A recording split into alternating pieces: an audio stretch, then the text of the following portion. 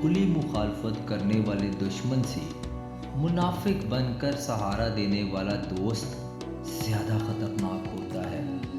ہر شخص اعتبار کے قابل نہیں ہوتا۔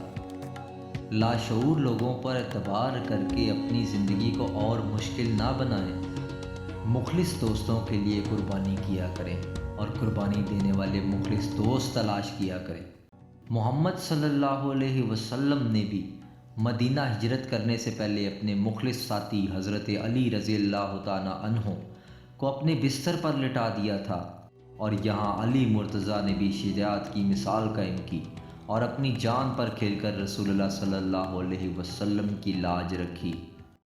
دوستی اسی قدر خالص اور بناوٹ سے پاک ہونی چاہیے، ورنہ کسی تعلق کو قائم رکھنے میں بہتری نہیں۔ میں دیکھتا ہوں کہ آج کے معاشرے میں دوست بنائے ہی مفاد سوچ کر جاتے ہیں۔